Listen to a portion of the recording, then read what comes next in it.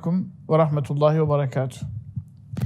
Bu mübarek Ramazan ayında kanalımıza misafir olarak davet ettiğimiz, lakin gerçekte bizim kendisine misafir olduğumuz değerli hocamız Mustafa İslamoğlu ile birlikteyiz. Hocam hoş geldiniz. Hoş bulduk, sefa bulduk. Nasılsınız hocam, iyi misiniz? Şükründen aciziz. Allah Hamdolsun. razı olsun. Ben de vasıtanızla tüm kardeşlerimin, tüm izleyenlerimizin Ramazanlarını tebrik ediyorum. Hayırlı mübarek olsun diyorum. Eyvallah, Allah razı olsun. Bu yıl idrak edeceğimiz Ramazan ayı ile ilgili görüş ve temennilerinizi alarak başlamak istiyorum hocam. İsterseniz bu Ramazan ayı ile ilgili neler söylersiniz ve neler temenni ediyorsunuz? Tüm ibadetlerin maksadı ahlaka yardımcı olmaktır. Ramazanın ve orucun maksadı da ahlaka yardımcı olmak olmalıdır. Zira orucu farz kılan ayette gerekçe açıkça verilir. Oruç sizden öncekilere farz kılındığı gibi size de farz kılındı. Umulur ki sorumluluk bilincine ulaşırsınız. لَعَلَّكُمْ تَتَّقُونَ orijinal ifadesi. Yani takvaya ulaşırsınız. Sorumluluk bilincine. İbadetlerin amaçları var. İbadetler araç. Bizler araçları amaçlaştırdığımızda amaçları heba ediyoruz. Zayi ediyoruz. İsraf ediyoruz. Mahvediyor, öldürüyor. Amaç katili oluyoruz. Amacı katlettiğinizde araç amaç oluyor ve aracın tüm amacı kaybolduğu için de zıttına dönüyor. Haddini aşıyor, zıttına dönüyor. Oruç da bunlara dahil. Tıpkı namaz gibi, tıpkı hac gibi. Onun için ben şimdiden tüm bizi izleyenlerin, insan kardeşlerimizin hangi ibadeti yapıyor olurlarsa olsunlar bir amacı üzerinde derin derin düşünmelerini tavsiye ederim. 2, amacı gerçekleştirip gerçekleştirmediğini sorgulamalarını tavsiye ederim. Sorgulanmamış ibadet işlenmeye değmez. Değmez. Çünkü sevgili Resul'den gelen ve Kur'an'ın da onayladığı bir rivayette olduğu gibi onun yanına açlığı, onun yanına yorulduğu yani eğilip kalktığı kalır. Başka bir şey kalmaz. Onun için Ramazan'da, oruçta eğer amacını gerçekleştirsin istiyorsak öncelikle bizim iyi bir sorgu mekanizmasına sahip olmamız ve gerçekten amacını ne kadar gerçekleştirdim? Orucun amacı neydi? Ben bunu ne kadar ifa ettim? Ramazan'ın amacı neydi? Ben bunu ne kadar ifa ettim? Ben de Ramazan neyi değiştirdi? Ramazan gelmemiş olsa, olmamış olsa ne fark ederdi? Ramazan gelmekle bana ne geldi? Neyim arttı, neyim eksildi? Yani iyiliklerim arttı mı, kötülüklerim eksildi mi? Daha iyi bir insan olabildim mi? Daha aktif akıl kullanabildim mi? İrademi, vicdanımı, bilincimi daha aktif kullanabildim mi?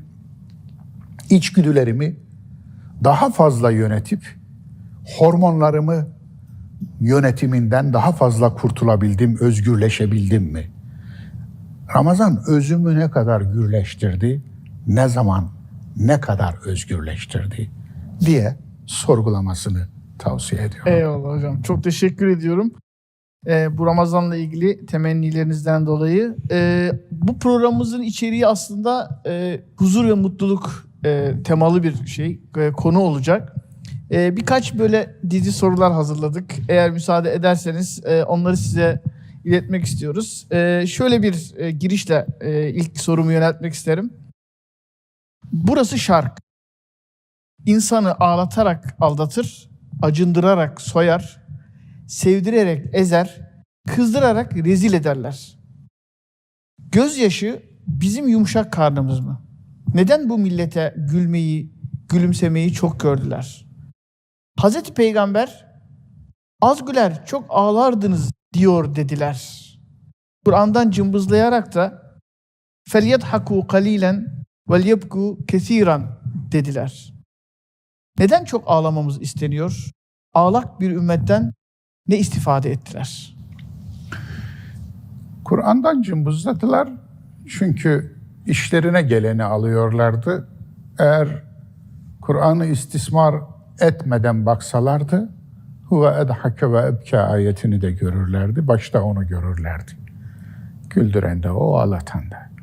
Yani özü bu ağlaklık, doğunun, şarkın ağlaklığı aslında tüm tavırlarındaki duygusallıkla bağlantılı. Şark duygusaldır. Yani yaptığı şeyi duygularıyla yapar. Aklıyla, iradesiyle, vicdanıyla, bilinciyle, bilgisiyle yapmaz. Duygularıyla yapar. Bu tabii çoğunluğun, kitlenin halidir. Genellikle de böyledir. Onun için şarkta sevilen putlaştırılır, sevilmeyen şeytanlaştırılır. Sövgü ve övgü arasında gider ve gelir. Şıp sever, çıt kırılır. Bir düşman olur, bir hayran olur. İkisinde de dengesizdir. İkisinde de uçlardadır. İkisinde de duygusaldır. Onun için şarkta şiir çok iyi söylenir. Müşterisi boldur. Ya medhiye vardır ya hicviye vardır. Ya hicveder, taşlar, ya metheder, över. Onun içindir ki Kur'an aslında şark insanın ilk muhatabı olduğu için ilk ayeti Elhamdülillahi Rabbil Alemin'dir. Övgü problemine dikkat çekerek başlar. Övgüyü bir problem olarak gören bir başka kitap okumadım, duymadım. Bir başka din kitabı da okumadım. Hemen hemen dünyada okumadığım bir din metni kalmadı. Ama bir tane Kur'an'da gördüm. Eski ahit, yeni ahit, Mahabharata, Zendavesta ve diğerleri. Hiçbirinde Maya metinleri, eski Mısır metinleri, Ölüler kitabı, şu bu, hiçbirinde ben Kur'an'ın övgü problemine dikkat çekişi gibi bir dikkat çekiş görmedim. Niye övgü problemine dikkat çekiyor? Aslında özü itibariyle limbik sistem insanı olmaktan çıkın. Aslında limbik sistem hayvanı demek lazım buna. Çünkü alt beyin hayvan beynimizdir. Üst beyin insan beynimizdir. Üst beyni verdim ben size, hala alt beyindesiniz. Ben size korteksi verdim, prefrontal lobu verdim. İnsan eden size bir takım mekanizmalar verdim. Beyninize ilave ettim. Siz hala hayvan olan taraftaki, bunu açıkça söylemiştir Kur'an. Kel en'ami belhum edal. Onlar hayvan sürüleri gibidir. En'am hayvan sürüsü demektir, hayvan değil. Hayvan zaten Arapça. Dolayısıyla hayvan sürüleri gibidirler. Hatta daha aşağıdırlar, daha beterdirler. Niye daha beter? Eğer bir hayvan zeki olursa bir yırtıcı, zeki olursa daha yırtıcı olur. Daha fazla zarar verir. İnsan eğer akıllanmaz da zeki olursa, ki akıl hayrı temsil eder, zeka hayrı temsil etmez. Neye kullandığınıza, neye araç kıldığınıza bağlı olarak zekanın ürünleri değişir. Dolayısıyla zekayı aklın emrinde kullanırsanız hayra kullanılır. Ama zekayı akılsız, bağsız, yularsız kullanırsanız daima çevre arsalardaki o ürünleri yer, otlanır ve mahveder. Dolayısıyla bu anlamda ağlak bir toplum olmanın bir takım istismara açık getirileri var. Yani merhameti istismar edersiniz. Yani ağlama, gözyaşı bir numaralı istismar aracına dönüşebilir. Merhameti istismar eder.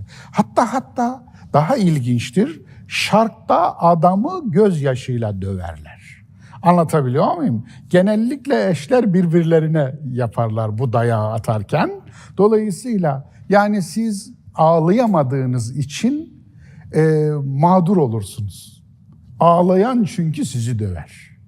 Ağladığı zaman merhametinizi istismar eder, sizi sindirir, köşeye sıkıştırır çünkü ağlamıştır. Biz bir de zaaflıyız, gözyaşını gördük mü ceciklerimiz gevşer. Böyle yayılırız, gevşeyi veririz. O gevşeklikten istifade ederek karşıdaki oyununu oynar. Onun için yani gözyaşına başvuran akla başvurmaz. Gözyaşına başvuran aslında iradeye başvurmaz. Yani çünkü bu anlamda karşıdakini duygusal bir zemine itekler, sürer ve o zeminde onu bir takım şeylere ikna etmeye çalışır ama gözyaşıyla ikna etmeye çalışır. Biraz da bunu aslında örneğini şeyde gördük. Yani 1996'dan itibaren FETÖ'nün aslında ağlayarak birçok şeyleri topluma ifade ettiğini ve onları nasıl düşünememe boyutuna getirdiğini aslında bir örneğinde yaşamış olduk. O bir gelenektir aslında. Andığınız şahıs o geleneğin, o zincirin bir halkası sadece. Efendim, yani ama o bir zincir, unutmayın. O bir kültürün devamı ve genellikle o kültürün baskın olduğu yerlerde müşteri de onu istiyor. Yani burada müşterinin hiçbir suçu yok. İnsanı yoldan çıkarıyorlar. Arz talep. Aynen öyle. Aynen öyle. Yani kandırılmaya müsait. Ve yar bana bir kandırıcı diye çağırıyor. Bulunur yani. O olmazsa öteki yapacak. Nitekim bitti mi? Arkası kesildi mi? Hala devam ediyor. Bakınız. Hatta hadis bile uydurmuşlar. Ya ağlayın ya da ağlar gibi yapın. Mış gibi yapın diyor. Ya böyle bir şey var mı? Yani münafık olun. Taklit yapın, mış gibi yapın. Ama efendim mış gibi yapın. Böyle bir şey var mı? Yani peygamber insana sen münafık ol der mi? Mış gibi yap der mi? Yani meseleyi siz ta buraya getirin. Yani dinin içine almışlar münafıklığı, ikiyüzlülüğü, efendim gösterişçi dindarlığı. Ve bunu da dindarlığın bir uzantısı haline getirmişler. Hiç alakası yok. Hiç aksine ağlamanın zıttı ne? Gülmek. Gülmek var ya, zalimlere karşı kullanılacak en etkili silahlardan biridir. Anlatabiliyor muyum? Zaten zalim gözyaşından anlasa zulmetmez. Efendim, zalime karşı en etkili silahlardan biri gülmektir. Onun için gülmece çok önemlidir. Gülmece. Yani humor derler Fransızlar. Efendim, işte bu görsel sanatlar içerisinde bir başlık altında da ele alınır komedi. Çünkü hayatın içinde komedi var. İnsan davranışlarında komedi var. Bazen kendimize güleriz. Şark insanı kendisine gülmeyi ayıp sayar. Hatta küçüklük, alçalış sayar. Oysa kendine gülmek bir özgüven alametidir. Kendine gülebilen insanlar özgüvenli insanlardır. Onun için kendiyle dalga geçebilen insanlar özgüvenli insanlardır. O insanlardan korkmayın. Asıl kasıntı. Molla, ağır ol da molla desinler tipleri. Evet. Ve suratı asık. Daima efendim karşıdakini hazır ol da bekleten tiplerden korkun. Niye? Onlar inandıkları Tanrı'yı eli sopalı, eli maşalı bir Tanrı olarak kodlamışlar. Korku tanrısıdır onların inandıkları Allah. Bizim inandığımız ve Rahman Rahim isimlerini kart vizitine işlemiş olan Besmele'nin arkasına onlarca esmasından Cebbar, Kahhar, Azim, Ali, efendim Kebir değil de Rahman ve Rahim. Yani iki tane rahmet ve merhamet ismini koymuş olan Rabbimizin yerine onlar bir Allah tasavvuru uydurmuş, eline sopayı vermiş, kaşını çatmış ve orada bir diktatör gibi, bir tiran gibi tasavvur etmişler. Çünkü kendilerinin içinde yatan o. Kendilerine güç verdiğinizde diktatör ve tiran olanlar işte bunlardır. Çünkü Tanrısına benzemeye çalışır. Tanrı tasavvuru içinde tiran olduğu için, diktatör olduğu için, eli sopalı olduğu için kendisi de ona benzemeye çalışır. Şimdi onun yeryüzündeki gölgesi olacak ya. Şimdi madem öyle olacak, ben de yeryüzünün tiranı olayım ve eli sopalısı olayım diyecektir. Onun için gülmek mübarek bir şeydir. Tebessümümüzü onun için çalmadılar. Verdik. Döktük yollara. Onun için de asık suratlı bir coğrafyaya dönüştürdük. Kendi coğrafyamızı. Bakınız, insanlar yolda giderken birbirlerine selam bile vermiyorlar. Efşus selam diye bir hadis bu memleketlerde 1000 küsür senedir söylenir. Camilerden söylenir, kürsülerden söylenir ama hiçbir yararı yoktur. Hele tebessüm sadakadır diye bir hadis söylenir. Fakat bu sadakayı ne veren vardır ne alan vardır.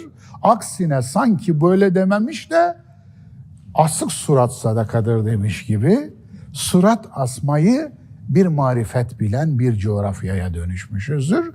Çünkü özünde bu mesele bizim kendi kendimizden şüphemizle alakalıdır.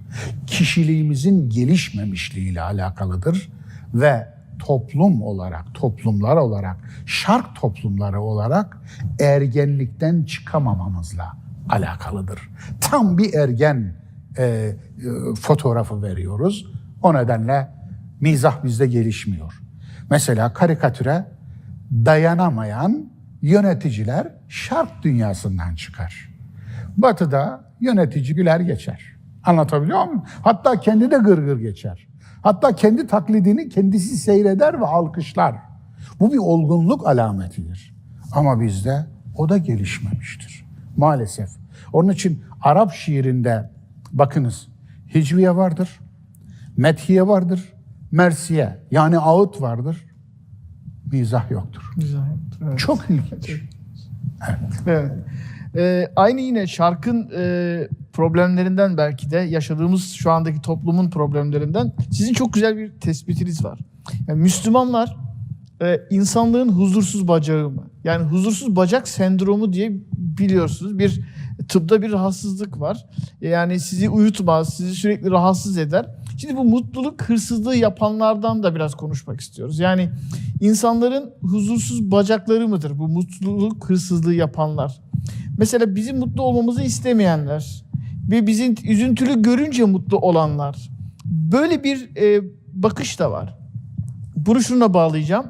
Müslümanlar içinde huzursuz bacak olacağına güneş gibi cömert olması gerekmez mi bir insanın? Işığını yalnızca güllere değil zakkumlara da, yalnızca kuzulara değil sırtlanlara da, yalnız İbrahimlere değil Firavunlara da ulaştırması gerekmez mi demişsiniz bir sözünüzde. Ben de onu da bağdaştırarak mutluluk hırsızlığı yapanlar ve bizi mutlu görünce üzüntülü olanlarla ilgili ne dersiniz hocam? Evet, yine bir önceki mevzu ile alakalı evet, bu. Aynen.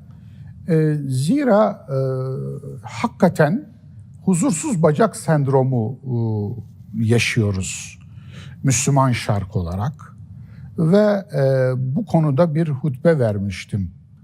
Müslümanlar insanlığın huzursuz bacağı mı başlığı altında. Hakikaten kanaatim o. Şu anda Müslümanlar insanlığın huzursuz bacağı. Huzursuz bacak sendromu bir hastalık biliyorsunuz. Yani tanısı konulmuş bir hastalık. Öyle bir ağrıdır ki pis bir ağrı derler, böyle tanımlarlar bunu. İnim inim ne esahtan ağrıya benzer ne ağrısızlığa benzer. Efendim tam ağrıyor deseniz o değil. Ağrımıyor deseniz o da değil. Yatarsınız daha da fazlalaşır. Uyumaya çalışırsınız, sizi uykudan uyandırır. Sağa dönersiniz kurtulmak için, sola dönersiniz, sırt yasarsınız, yüzü koyun yatarsınız. Sizi terk etmez bir türlü.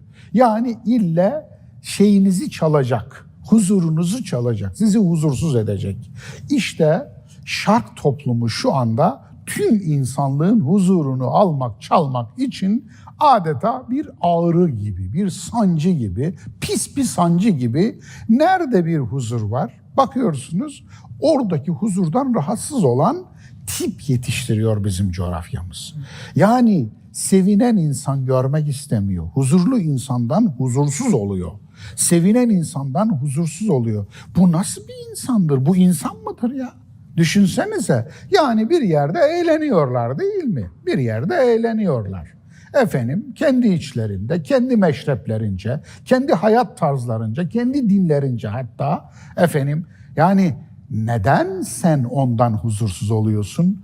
Onu kendi plan yana göre hani eski Yunan tanrısında olduğu gibi uzunları keser kısaltırmış, kısaları da ekler o kestiklerini uzatırmış. Böyle yaptığını zannedermiş. Tıpkı Yunan tanrısı gibi neden kendince uzunları kesip kısalara ekliyorsun? Kısanın uzadığını, uzunun da kısaldığını düşünüyorsun. Nasıl bir bakış açın var senin? Neden mutlu insanlar seni huzursuz ediyor? Mutlu insan gördün mü ben mutlu olurum. Ne, hangi dinden, hangi mezhepten, hangi meşrepten, hangi ideolojiden, hangi coğrafyadan, hangi milletten olduğu beni hiç ilgilendirmez. Ama dünyanın herhangi bir tarafında, çok da gezen bir insanım, herhangi bir tarafında bir mutluluk gördüğüm zaman inanın o mutluluğu paylaşmaya çalışırım kendimce. İşte bir meydanda bakıyorsunuz insanlar eğleniyor veya bir sokak sanatçısı orada sokak müzisyeni müzik çalıyor. Yani eğer vaktim çok sıkışık değilse mutlaka o emeğe birkaç dakikamı ayırırım. Eğer cebimde de müsait şeyim varsa o şeyin içine enstrüman kutusunun içine bir şey bırakırım. Bu adetimdir yani bırakırım. Doğuda batıda hiç fark etmez. Bir kere emek var. İki o insanları düşünün verilen yeteneği, vergi olan yeteneğini insanları mutlu etmek için kullanıyor. Orada bir estetik zevk var. Anlatabiliyor muyum? Yani müzik insanı inceltir. Müzik duyguları inceltir. O onu yapıyor. Daha doğrusu caddeye saçılmış bir mutluluk gibi. Yani kısmi bir mutluluk gibi. O adam o işini yapıyor veya o hanım o işini yapıyor ve toplumsal mutluluk debisine küçük de olsa bir katkı sağlıyor. Bununla niye huzursuz oluyorsun ki? Niye huzursuz oluyorsun? Yani baktı, hasta çünkü. Neresine bakıyor? Bunun dini nedir? Evet. Şimdi gavurdur diyor şimdi. Kafasında kalıpları var ya, yani içi çürümüş.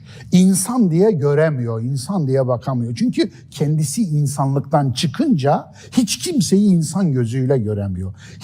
İnsan diye bir kategori yok. Her kategori var. Mezhep var, meşrep var, ideoloji var, din var, insan kategorisi yok. Anlatabiliyor muyum? Milliyet var, ırk var, bölge var, coğrafya var, hemşo var falan ama insanlık kategorisi yok. Oysa ki insanlık Allah'ın yaratışından yeryüzünde en büyük kategori, en kapsamlı kategori ve şu İslam dediğiniz şey bir kimlik değil, insanlığı ilgilendiren bir barış projesi.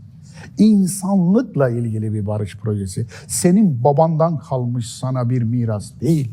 İslam senin malın da değil. İslam senin kölen de değil. İslam senin mülkün de değil. Anlatabiliyor muyum? Haczettiğin koltuğun da değil.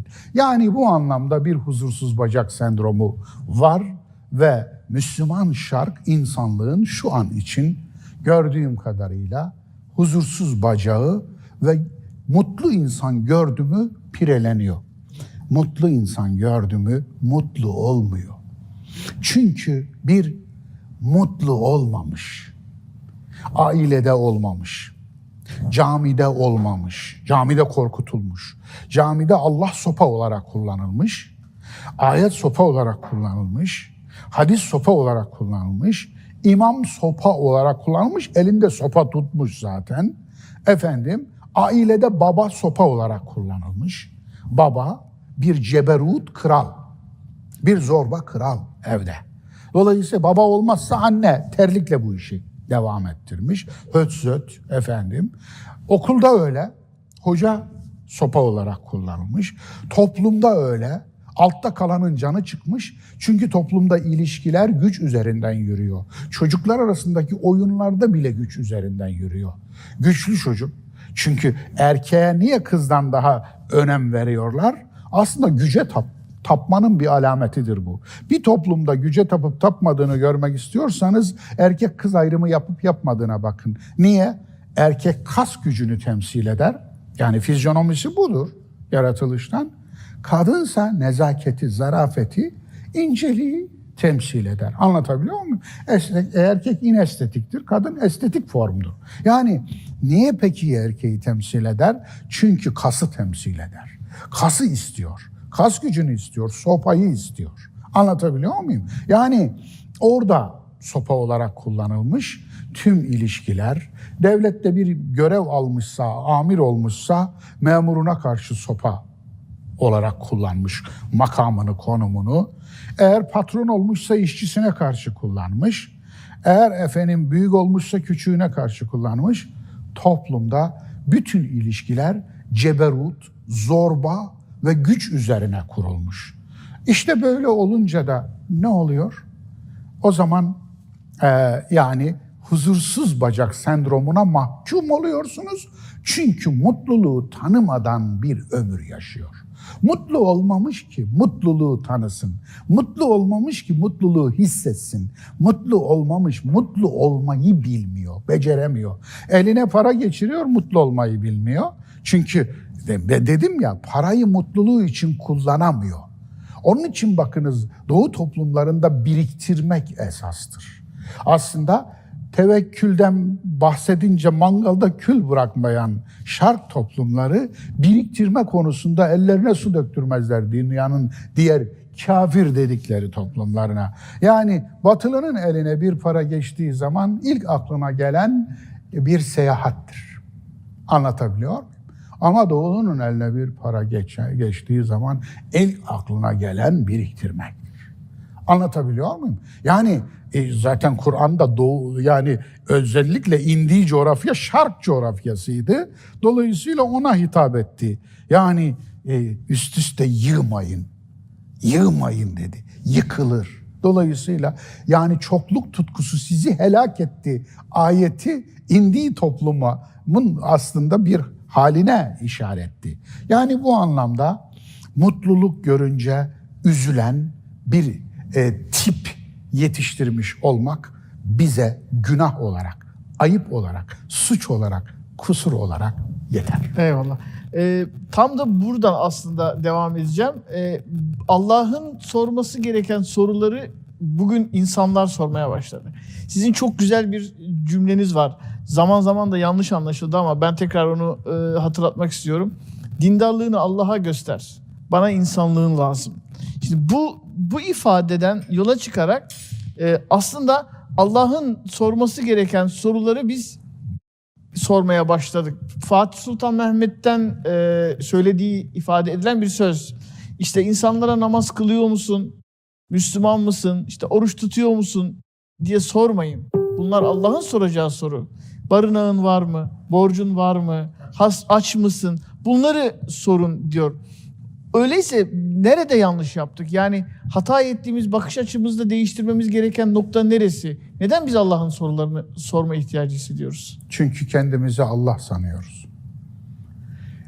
Yani dini getirdiğimiz nokta, çığırından çıkardığımız ve adını din olarak koyduğumuz bu inanç, bu nevzuhur inanç aslında Allah'a inanıyorum diyen insanları Allah'a değil, kendilerine inanmaya itti.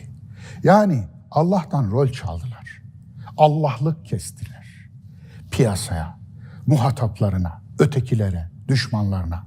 Tekfir işte bunun bir numaralı sonucuydu. Tekfir nedir? Birini küfürle itham etmek.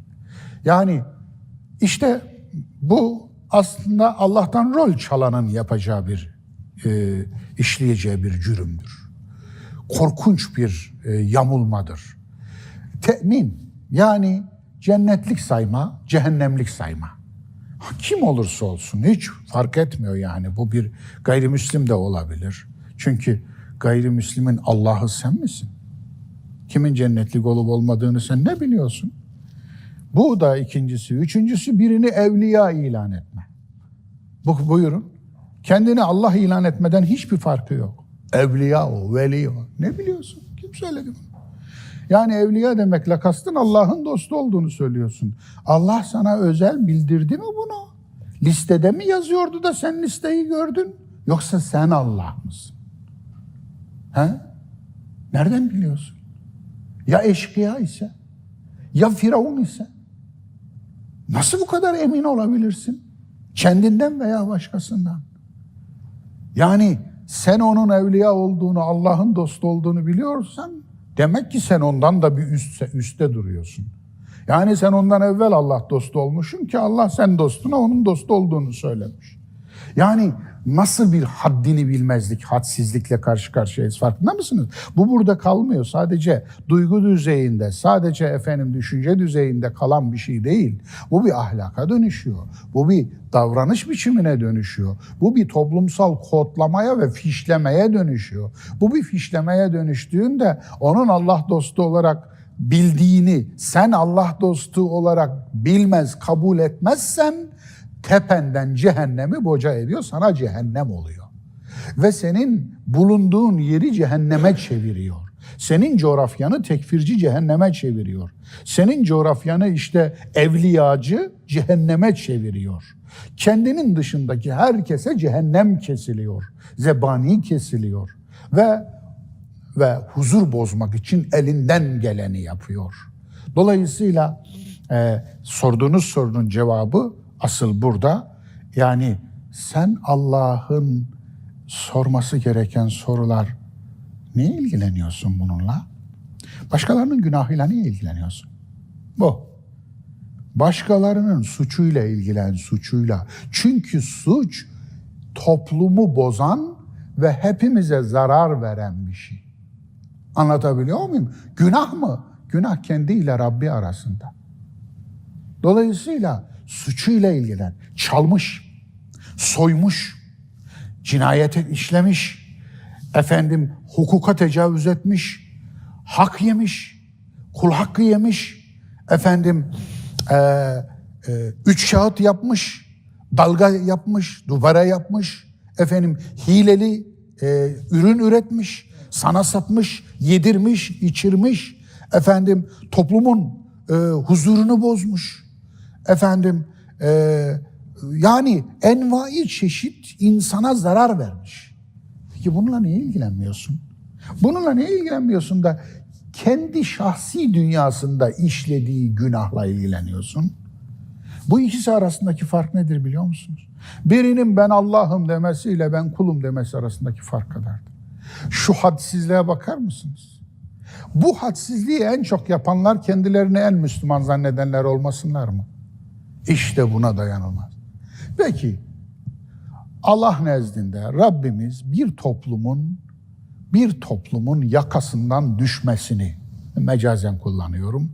Yani bunlar Allah'ın yakasından düşmesi için Allah bunlara bir program uygulasa, bir yakasından silkme programı uygulasa nasıl bir şey uygulardı? Düşün yakamdan, ahlaksızlar. Siz en çok beni istismar ettiniz, en çok beni sattınız, en çok benim adımı söyleye söyleye zulmettiniz. En çok benim adımı, en çok çalarken benim adımı, kandırırken, aldatırken, yalan söylerken, iftira ederken, başkalarının hukukunu çiğnerken, başkalarına acımasızca davranırken, başkalarının hakkını yerken en çok Allah dediniz. Düşün yakamdan Allahsızlar dese. Allah dese bunu ve bir plan yapsa nasıl bir plan yapardı? böyle yapardı. Şu anda içinde boğulduğumuz şeyin planını yapar. Sizce bunda Allah'ın hiç mi eli yok? Ha? En azından şu, sizi kendi pisliğinizle baş başa bırakıyorum. Belaya ihtiyacınız yok, belasınız zaten. Demiş olamaz mı? Böyle dese bir toplum bundan daha beter ne olabilir? Her şeyiniz kokuşmuş. İlişkileriniz zehirli. Siyasetiniz zehirli, kokuşmuş. Ticaretiniz yalan, dolan.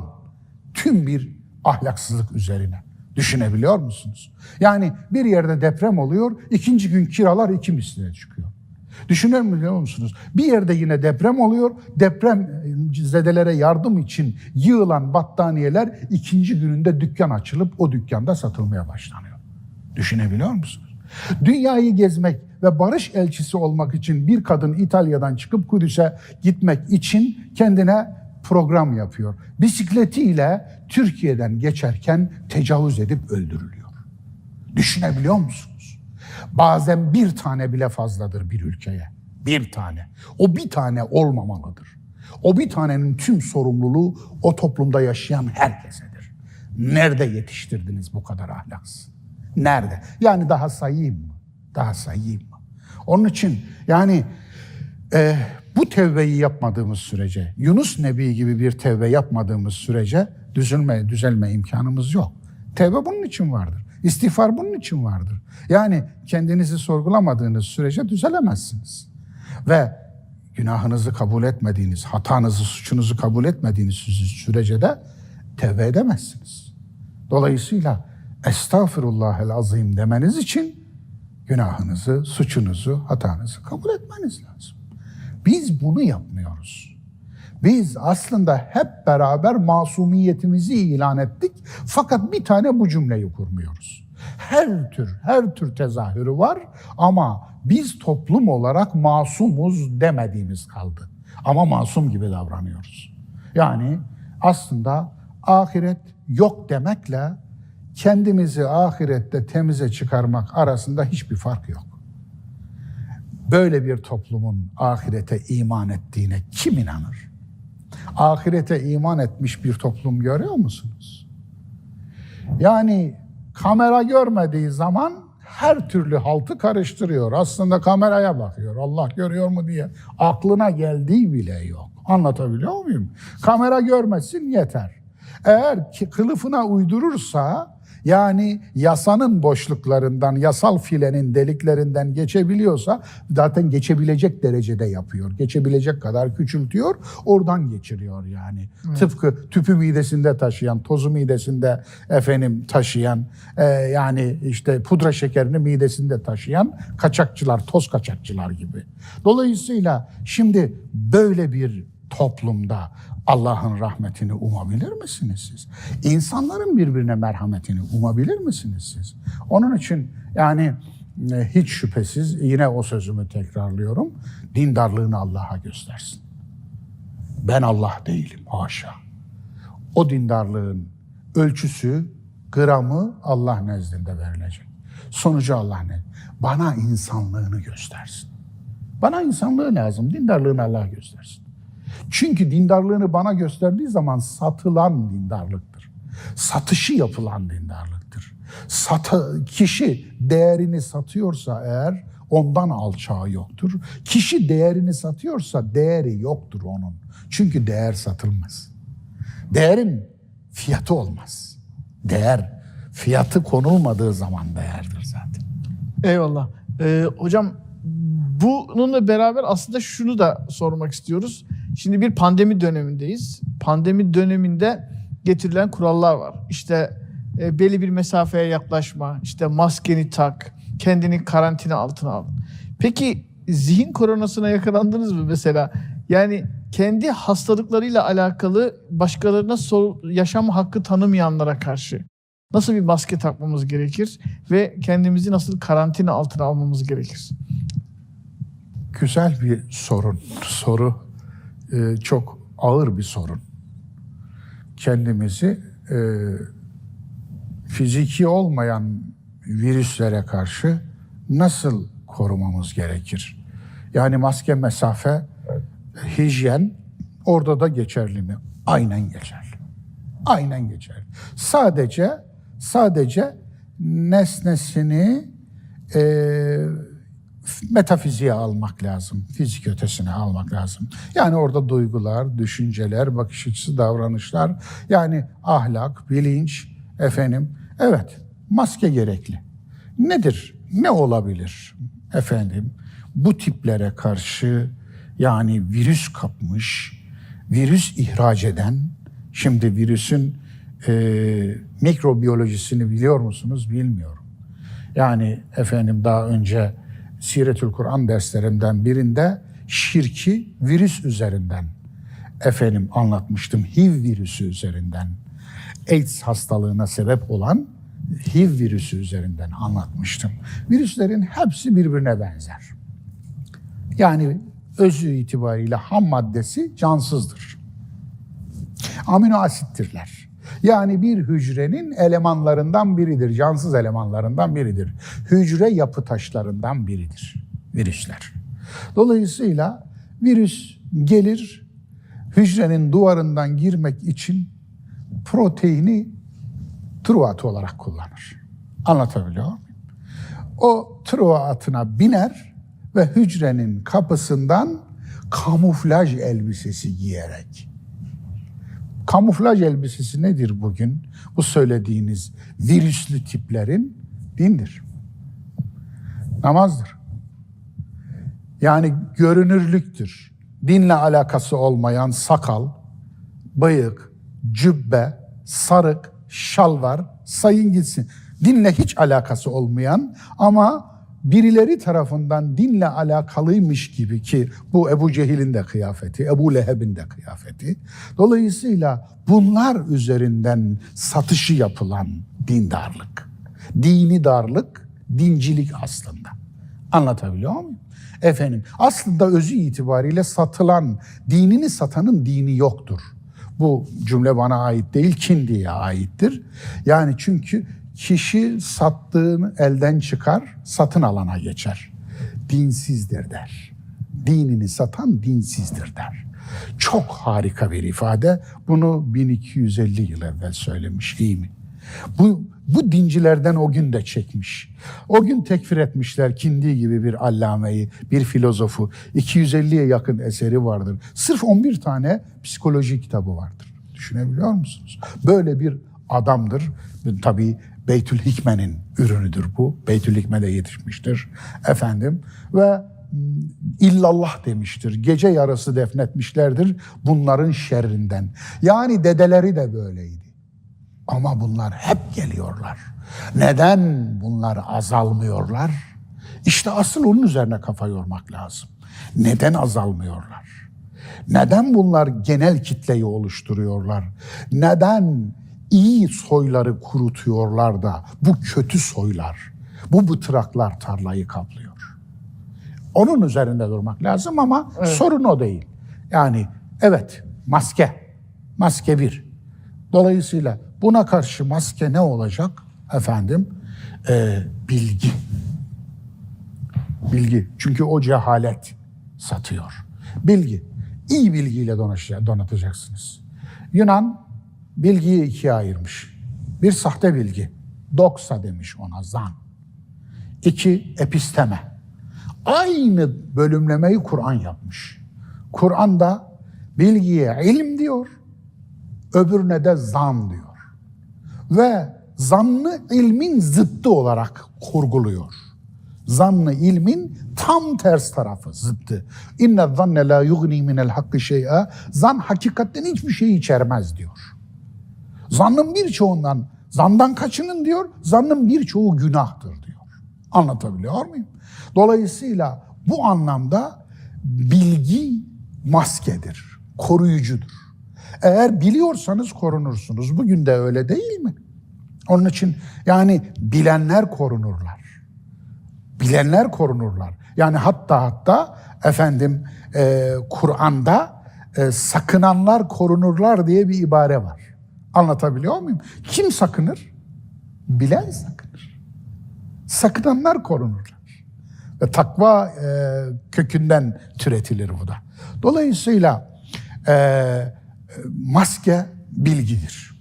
Bu çok önemli. Peki mesafe? Mesafe mesafedir. Mesafe mesafedir. Yani orada da mesafeli olmak lazım. Yani bu tiplerle mutlaka araya makul bir mesafe koymak lazım. Size şerri dokunamayacak. Bu mesafe nasıl ayarlanmalı? Size şerri dokunamayacak mesafe. Ne kadarsa o kadar. Bunun en yakınınız da olabilir. En uzağınız da olabilir. Hiç fark etmez. Ama bu tip zehirli bir tiptir. Bu tip virüs saçan bir tiptir. Virüsünü mutlaka saçmaya çalışacaktır. Sizi enfekte etmeye çalışacaktır. Çünkü enfekte tiptir. Size mikrop sunmaya, size virüs takdim etmeye çalışacaktır. Virüsü de pazarlayarak takdim edecektir. Çok mübarek bir şey. Çok mübarek bir şey diye takdim edecektir. İkinci mesafe. Üçüncüsü hijyen. Hijyendir yine. Manevi hijyen. Efendim temizlik, arınma. O da nedir? Sorgulama. Sorgulama arınmadır. Tam efendim işte öz eleştiri ve eleştiri. Tevbe ve istiğfar. Sorgulama ve arınma. Dolayısıyla bu da hijyendir. Eyvallah. Çok teşekkür ederiz. Bir başka aslında başlığımız da bu şiddetin saltanatından biraz konuşmak istiyoruz. Şimdi temel ilkemiz önce başkalarına zarar vermeme üzerine olması gerekiyor. Yani başkalarına bir zarar vermeme ile ilgili bir ilke geliştirmemiz gerekiyor. Bir yerde birileri eğleniyorsa, biraz önce bahsettiniz bununla ilgili, ona zarar vermeme üzerine bir refleks geliştirmemiz gerekiyor. Mesela sizin bir örneğiniz var. Benim çok hoşuma gitmişti. İşte filmlerde işte sigarayı mozaikliyorlar ama sigara sadece bana zarar veriyor. Halbuki silah mozaiklenmesi gerekir. Çünkü mezbahaya dönüyor sahne.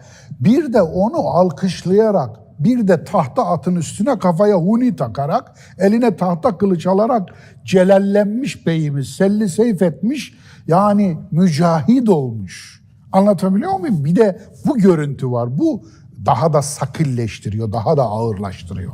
Yani silahın mozaiklenmemiş olmasının altında güce tapma hissi mi var? Bir de mesela şort giymiş bir bayana gösterilen tepkiyle gösterdiğimiz tepkinin daha ağırını bir kadını öldürene göstermemiz gerekmiyor mu? Çünkü o bir cana kıyıyor, diğerisi de kendisi bir tercihte bulunuyor. Yani burada şiddette kullandığımız yanlışlar ve başkalarının hakkına tecavüz etme süreci. Bununla alakalı ne söylemek istersiniz? Bakın, ele aldığımız konuların hemen hemen birbiriyle olan ortak yanı güç. Evet. İşin içine gücün girdiği yerlerde Şark Müslümanı otomatikman güçten yana tavır alıyor. Kendisinin eline güç geçtiğinde de o gücü, o güç nispetinde kendisine tanrılık yakıştırarak kullanıyor.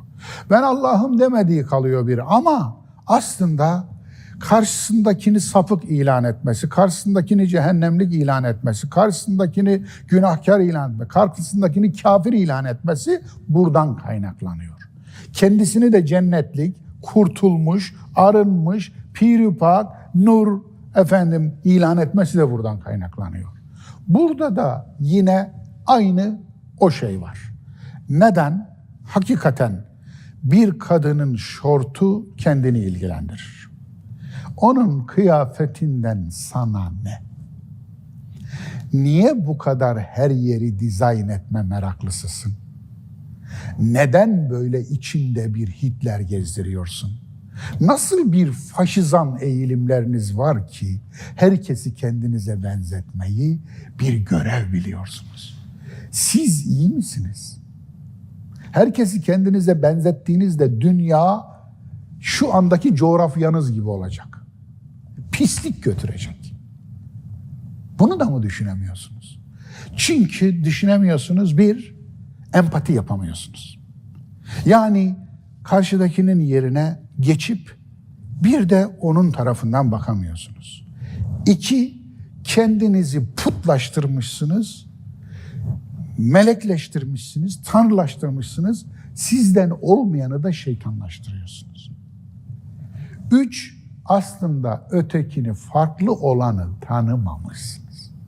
Farklı olanla ilişki geliştirmemişsiniz. Farklı olanla alışveriş yapmamışsınız. Mesela dünyayı gezmemişsiniz. Farklı coğrafyalar görmemişsiniz. Farklı halklar görmemişsiniz. Arkadaş çevreniz tıpkı bir klan gibi, yani bir ape sürüsü gibi sürünüzün içinde kalmış. Hep onun içinde gelmişsiniz dünyaya, onun içinde göçüyorsunuz. Yani kalenizi örmüşsünüz, duvarlarını dışarıya kapatmışsınız, kalenin içini cennet, dışını cehennem ilan etmişsiniz, kaleye bir komutan atamışsınız, o komutana tanrı yetkisi vermişsiniz, siz de elinize geçirdiğiniz alanların komutanı ilan etmişsiniz, siz de evinizin tanrısı ilan etmişsiniz kendinizi, çocuğunuz sizin köleniz, sizin malınız, siz kale komutanının malı, kalenin sınırları cennetin sınırları, onun dışındaki yerler cehennem. Orman görmemişsiniz, ırmak görmemişsiniz, göl görmemişsiniz, başka ülke görmemişsiniz, başka kuş görmemişsiniz, başka baş görmemişsiniz, bir başka hukuk görmemişsiniz, başka yerde yaşamamışsınız, daha müreffeh ülkeler görmemişsiniz, huzur dolu şehirler görmemişsiniz, betona gömülmemiş adam gibi bir mimari görmemişsiniz. Anlatabiliyor muyum? Yani görmemişsiniz efendim, görgüsüzsünüz. Dolayısıyla İşte bunu o zaman böyle yaparsınız. Kadın öldürülür, çıtınız çıkmaz. Serçe parmağınızı oynatmazsınız. En ufak bir içinizde tepki bile, bir hüzün bile oluşmaz. İnsan diyemezsiniz ona. Çünkü potansiyel olarak o sizde de vardır. Anlatabiliyor muyum? Ama aklınıza ilk gelen şey de acaba ne halt etti? Anlatabiliyor muyum? İlk gelen şey bu olur. Ya insan insana kıyar mı diyemezsiniz. Siz bu cümleyi kuramazsınız. Dedim ya, içinizde, hepinizin içinde bir Hitler oturuyor. Onun için kuramazsınız. Yani cana kıyılmaz. Bir can dünyanın tüm iktidarları, tüm arazileri, tüm devletleri masum bir can etmez. Buna göre. Okuduğum kitaba göre, iman ettiğim kitaba göre de öyle. Anlatabiliyor muyum? Niye? Bir can yaratabilirsen o zaman gel. O zaman gel konuş. Bir can yarat, öyle konuş. Senin Allah'a da saygın yok. Cana da saygın yok. Tabiata da saygın yok. Fıtrata da saygın yok. İnsana da saygın yok. İnsanlığa da saygın yok. Dolayısıyla işte o zaman şaşırıyoruz. Başkalarının günahıyla ilgilenmek başlığını işlemiştik. Aynı şey aslında. Dolayısıyla o noktada yine güce geliyoruz. Yine güç kullanımına geliyoruz. Yine neye tapıyorsanız. Neye tapıyorsunuz? Güce tapıyorlar. Güce taptıkları için de, güce tapıp adını Allah koydukları için de tüm düşünüş biçimleri, davranış biçimleri, yargılama biçimleri güç üzerinden oluyor. Güç üzerinden yargılıyor. Evet. Güç üzerinden hüküm veriyor, güç üzerinden davranıyor, güç üzerinden yüceltiyor veya alçaltıyor. Onun için yani hak üzerinden değil, hakikat üzerinden değil, mazlumluk üzerinden değil, hak etmişlik üzerinden değil, hikmet üzerinden değil, kıst üzerinden hiç değil ama güç üzerinden. Bu bağlamda tabii bir savaş davet edeceksek, bir mücadele, bir cihada davet edeceksek, herkesin ortak kabul ettiği bir şahsiyet üzerinde durmak istiyorum. Hasan el-Basri ile alakalı. Şimdi muttakilerin imamı diye tercüme edilse de, onun tanımlansa da siz ona bir ahlak savaşçısı ismini koydunuz. Evet. Yani burada bir mücadele verilecekse Hasan el-Basri'nin nasıl oldu da bütün Sünnisiyle, tarikatçısıyla, farklı düşüncesiyle, yani bütün bölgeler itibariyle ve bütün ideolojiler açısından ortak kabul edilen bir şahsiyet haline döndü. Onun ahlak savaşı neydi? Ondaki o bizim bugün göremediğimiz ve anlayamadığımız o savaştaki mücadelesindeki ruh neydi? Biraz ondan bahseder misiniz? Hasan el-Basri Kader Risalesi isimli eserini hem neşrettim tozlu raflar arasında bularak hem şerh ettim hem de tercüme ettim. Okuyan, eli ulaşabilen ne tavsiye ederim. Çünkü burada konuyu enine boyuna ele alamayız. Vakit yok.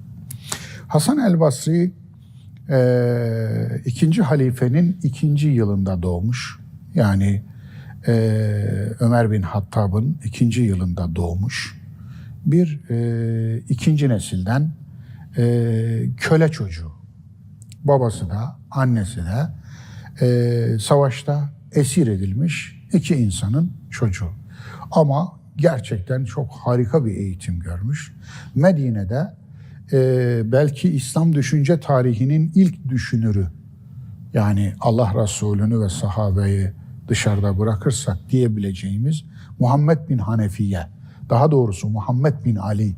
Hazreti Ali'nin 3. bir oğlu var. 18 çocuğu vardı gerçi de. Ama 3. bir oğlu var. Biz hiç tanımayız, hiç duymayız. Asıl benim nazarımda asıl büyük oğlu oydu. Çünkü o bir düşünürdü, bir filozoftu, gerçekten bir allameydi. Dolayısıyla İslam düşünce tarihini bazı yazarlar onunla başlatırlar.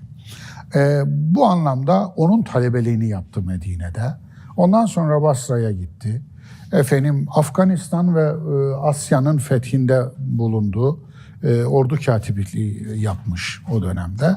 İşte Basra'ya geri geldi. Basra'da daha 20 küsur yaşında kendi üniversitesini, kendi mescidinde bir okul kurdu. Bir ekol kurdu. Ve aslında Hasan el-Basri işte herkesi etrafında toplamış falan değildi. Ama ne oldu? Daha sonra gerçek Kadiri zincirleri, gerek Nakşibendi tarikatı zincirleri Hasan el-Basri'yi içeri almak zorunda kaldılar.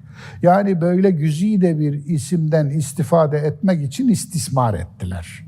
Ondan yüzyıllar sonra. Oysa ki daha 3. yüzyılın yazarları İbn Saad mesela 111 vefatlı olsa gerek yanlış hatırlamıyorsam. İbn Saad tabakat sahibi, ilk siyerlerden birinin sahibidir.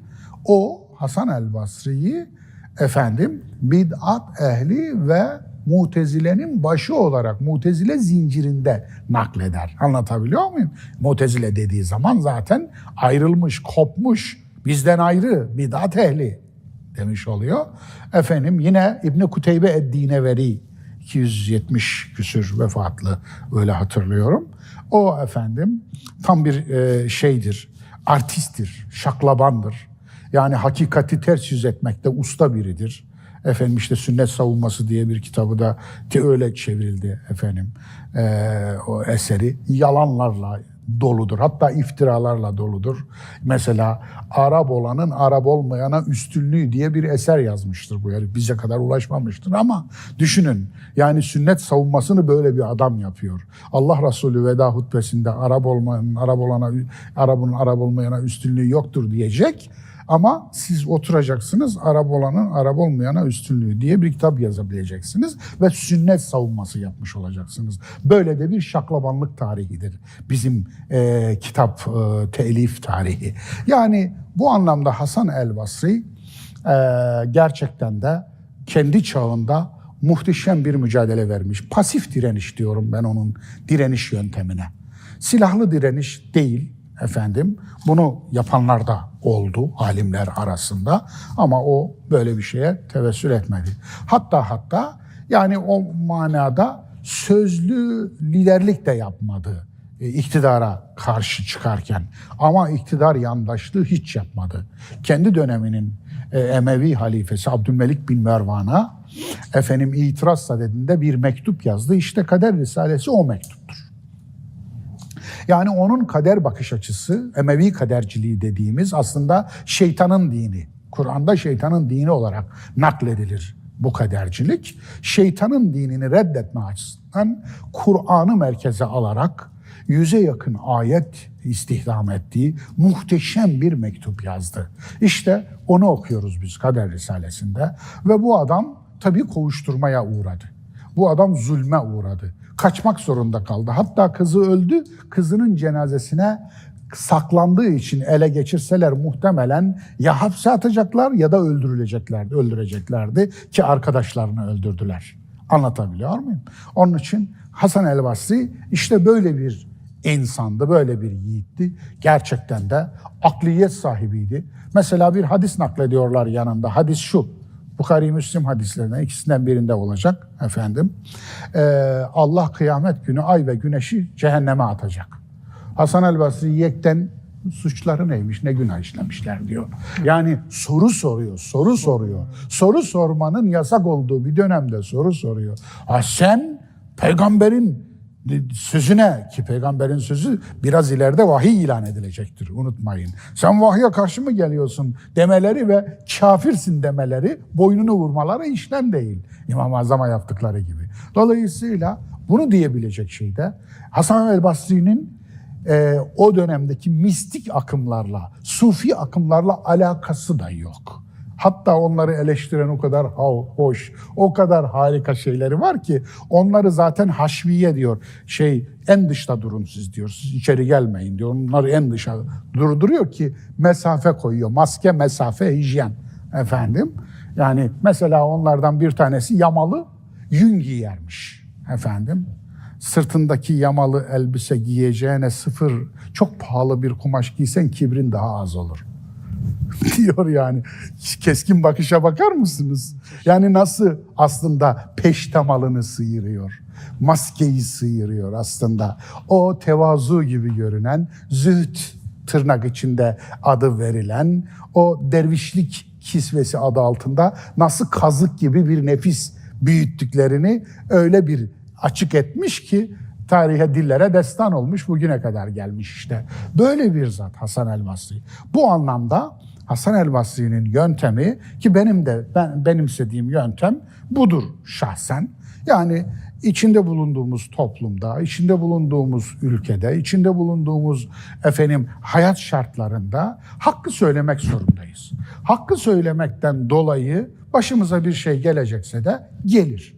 Ama hakkı batıla tebdil edemeyiz. Susan dilsiz şeytan olamayız. Fakat hakkı söylerken de, anlatabiliyor muyum?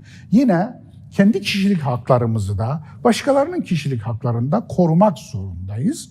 Bunu bir edebi, ölçek içinde söylemeliyiz ki hep söyleyebilelim. Yarınki hakkı da söyleyebilecek bir sıhhate, bir sağlığa, bir varlığa sahip olmuş olalım bu anlamda. Yani Hasan el-Basri Foucault'un ifadesiyle, ki eski Yunan'dan aldığı bir şeydi, parhestesti. Yani riskli doğruyu kitlenin linci pahasına söyleyebilen nadir alimlerimizden biriydi. O da parhestes olmanın ceremesini ödedi, çekti yani. Eyvallah hocam. Yavaş yavaş programımızın sonuna geliyoruz. Son bir soru aslında biraz uzun ama ben yine de toparlamaya çalışacağım. Şimdi bu Carpe Diem, bilirsiniz, günü yakalama hastalığı diyelim. Günü gün etme, günü dün yokmuş, yarın da belli değil ama bugün var hayatta diye. Şimdi bunun modern hayata bakış açısında modern hayatın enleri diye bir şeyiniz vardı, bir çalışmanız vardı. Orada dikkatimi çekti. Hemen şimdi burada değil, vakti gelince ve daha sonra ve vakti gelince diye bir ayrım. Bu ayrımı siz iki türlü yapıyorsunuz. Bir, şuradan yola çıkarak Alexander Solzhenitsyn'in bir ifadesi, Tanrı'nın aforoz edilmesi, yani onu devre dışı bırakmayla, ama bunun karşılığında daha sonra vakti gelinceyi sevap algısıyla. Şimdi bugünkü modern hayatın enleri içerisinde bize empoze edilmek istenen ve bizim göz ardı ettiğimiz önemli bir kavram. Yani günü yakalamak mı, günü yaşamak, dünü ve yarını hiç önemsememek mi? Yoksa sevap algısını biz nasıl tanımlamalıyız? Ve sevap bizim hayatımızda nasıl bir gerçek? Çünkü bunun devamında da şunu söylüyorsunuz. Buradan boşalan yerleri, kutsaldan boşalan bu yerleri de modern hurafeler ve çağdaş putlarla dolduruldu diye bir tanımlamayla devam ediyorsunuz. Öyleyse bunu modern hayatı biz nasıl anlayalım, nasıl tanımlayalım? Bir de bundan bahsederseniz yavaş yavaş programımızın sonuna gelelim. Aslında işte o meşhur ancılık hastalığı, belki anı yaşa, anı hisset. Bu aslında Doğu toplumlarının inanç esaslarından biridir. Hatta ilk 3 inancından biridir. Karma inancının hemen arkasından dün yoktur, yarın da yoktur, bugün vardır. Yani Budizm, Hinduizm, Jainizm ve diğer uzak doğu felsefeleri, dinleri ve tarikatları bu felsefe üzerine temellenirler. Onun için onlarda ahiret inancı olmadığı gibi bir geçmiş düşüncesi de yoktur. An vardır, şu an vardır. Ve bu düşünce onlardan mistiklere, sufilere geçmiştir. Anın çocuğu olmak, anın oğlu olmak, İbn-i Zaman orijinal ifadesiyle İbn-i Zaman, zamanın çocuğu olmak diye de bunu Hint felsefesinden almışlar ve işte Müslüman sufiliğinin, tasavvufunun içine lök gibi oturtmuşlar. Aslında bir ithalattır. Hiç şüphesiz her felsefenin içinde bulunan bu tip şeylerde bir gerçek payı vardır. Bunu öncelikle belirtmek lazım. Nedir gerçek payı? Gerçekten de şu an bizim elimizde olandır. Yarın gelmedi, dün de geçti. Geçmiş olan düne ahu vah etsek de, yazıklansak da, ağlasak, didinsek, çırpınsak da bir şey yapamayız. Değiştiremeyiz. O geçti çünkü. Yarın da gelmedi, yarına çıkacağımız belli değil. Çünkü yarın ne olacak bilmiyoruz. Bir adım sonrası bizim için meşhur. O halde şu anı doğru değerlendir. Dolayısıyla bunda mutlaka bir hakikat payı var. Gerçekten de bu felsefenin içindeki o hakikat payını hakka vermek lazım. Hakkını vermek lazım. Bu doğrudur.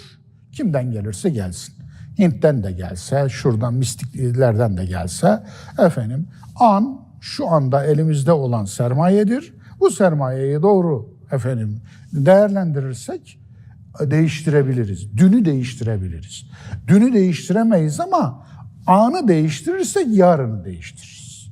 Dolayısıyla biz değişebiliriz. Bizim değişim enstrümanımız zamandır nihayetinde. Zaman insana verilmiş en büyük, tırnak içinde, mucizedir. En büyük. Bu anlamda zamanı yaratana hamdolsun diyebilmek için de onun hakkını vermek lazım. Ama burada sizin sorduğunuz soruda farklı bir boyut var. O da şu: anı yaşa. Yani bu tamamen zevkperest bir anlayışın, hedonist bir anlayışın, ki Epikürist demiyorum, Epikür bambaşka bir şey söylüyor. Onun zevk tanımı tamamen takva tanımıyla birbiriyle örtüşen bir tanım. Epikür'ün eserlerinden öğrenilirse eğer bu, geçen Özgür'ü ve yaptığı söyleşide de Epikür'ü işledim. O ayrı, adama iftira etmişler kocaman, hem de rakipleri olan Stoacılar, ahlakın sembolü ilan eden kendisini Stoacılar, rakiplerinin üstüne bir çuval pislik dökmüşler. Ve adam 50 tane mektup yazmış. Bu 50 mektupta erotik ve bin bir türlü cinsellik içeren bir takım şeylerle dolu, ayinlerle dolu, ama altına Epikür'ün ismini yazmış. Yazan adamın ismi de belli. Şu anda biliyoruz yani. Anlatabiliyor muyum? O ayrı. Ama biz hedonist diyoruz, zevkperestlik. Anı değerlendir. Nasıl değerlendireyim? Nasıl? Ya canının istediğini yaparak değerlendir. Anlatabiliyor muyum? Yani bu değerlendirmek midir? Değer adı üstünde. Değer değerdir. Değer fiyattan öte bir şeydir. Hatta değerin beynimizdeki nörobiyolojik karşılığı bile farklıdır. Değerin karşılığı olan hormonumuz serotonindir. Hazzın karşılığı olan hormonumuzsa dopamindir. Haz hormonu, zevk hormonu. Zevk hormonuyla değer hormonu bile farklıdır. Mesela hayır yaptığımızda serotonin salgılar amigdalamız. Ama zevk aldığımızda, anlatabiliyor muyum? Zevk, yani kuru zevk, geçici zevk, şehvet lendiğimizde orada beynimizdeki aktivite dopamindir. Dopamin salgılar. Anlatabiliyor muyum? Ve dopaminin etkisi uyuşturucu etkisine benzer, moleküler olarak da etkisi odur. Kafayı bulursunuz yani. Helmin mezid, daha yok mu dersiniz? Çünkü hiçbir eşiği yoktur. Buldukça bir üstünü ister, buldukça bir üstünü. Ama serotonin öyle değil. Serotonin bulduğu zaman daha aşağısıyla yetinir. Hormonların bile ahlakı var. Anlatabiliyor muyum? Ahlakın hormonları olduğu gibi. Bu anlamda anı yaşa, işte reklamlarda gördüğümüz bir aforizma. Fakat nasıl yaşayalım? Elindeki tüm imkanları kullanarak aklına eseni yap. Kafana geleni yap.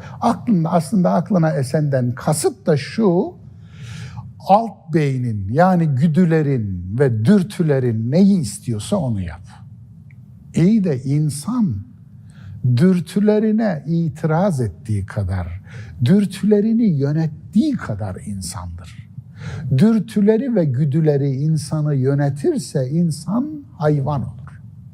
Anlatabiliyor muyum?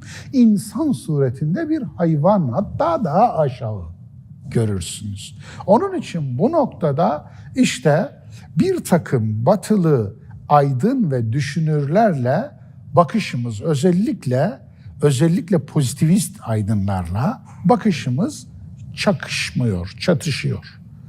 Nasıl çatışıyor? Çünkü onlar insanın kendi kendini gerçekleştirmesini, güdülerin ve dürtülerin gerektirdiğini yapmasını. Yani aklına ne esiyorsa onu yap. Canın ne istiyorsa yap.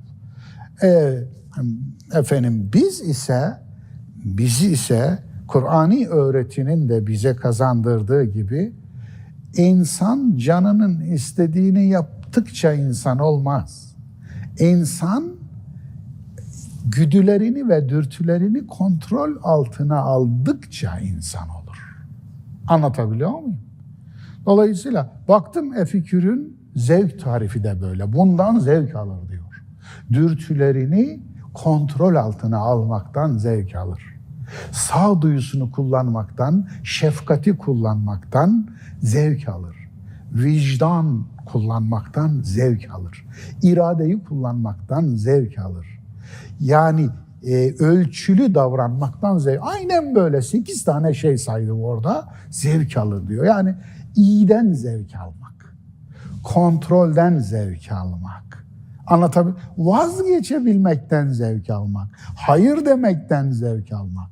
Bu da zevkli bir şey. Bunun zevkini alabiliyorsan, öğrenmekten zevk almak mesela. Biri cehaletten zevk alıyor. İşte al sana hedonist. Cehaletten zevk alıyor. Yani eşeğin mutluluğundan bir mutluluğu var, affedersiniz. Niye? İyi ki bilmiyorum. Anlatabiliyor muyum? Tam eşek mutluluğu. Eşek saadeti derler buna. Bilsen ne olacak? Bilsen huzursuz olacaksın. Yok. Aslında bilginin verdiği huzursuzluk aslında içe huzur olarak yansır. Çünkü bilen aldatılmaz.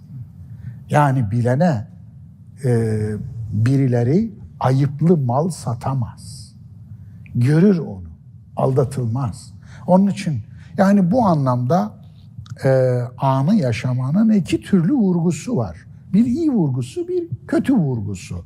Yani sevap değerlendirmesi ise bugün yazsaydım o makaleyi bu kavramları kullanmazdım.